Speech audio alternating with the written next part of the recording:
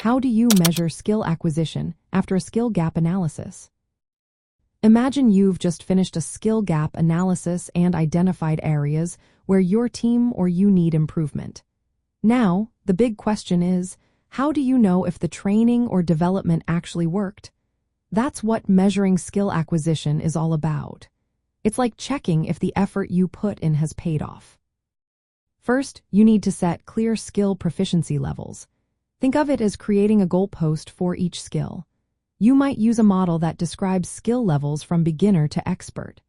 For example, a beginner might be able to perform basic tasks, while an expert can handle complex projects independently. Setting these benchmarks helps you see exactly where someone stands before and after training.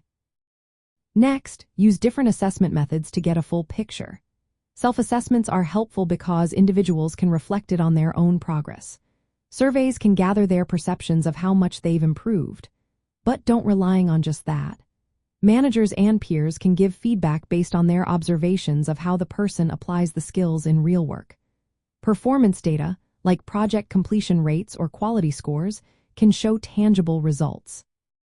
Combining these methods gives a balanced view of skill growth. Then, compare results from before and after the training. For example, if someone scored a 3 out of 5 on a skill assessment before training and now scores 4.5, that's a clear sign of progress. This comparison helps you see how much the individual has improved. It's also important to monitor how skills are used on the job. Are they applying what they learned in real projects?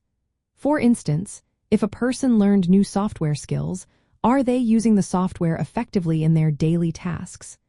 Feedback from clients or project outcomes can tell you if the skills are making a difference. Quantitative metrics are very useful too. Assign scores based on how often or how well a skill is used. If a skill is used frequently and with high quality, it shows mastery. For example, if a sales team member improves their closing rate from 20% to 35% after training, that's measurable progress. Finally, keep the process ongoing. Skill development doesn't stop after one assessment. Regular check-ins and follow-up evaluations help ensure skills stay sharp and continue to grow. It's like keeping a steady pulse on progress rather than just taking a snapshot. Knowing how to measure skill acquisition helps you tell your story during job interviews or performance reviews. You can explain how you identified gaps, took steps to improve, and achieved measurable results. That shows your commitment to professional growth and readiness for new challenges. By setting clear benchmarks, using a mix of subjective and objective assessments, and linking progress to actual work results, you can effectively track how well skills are being developed after a skill gap analysis.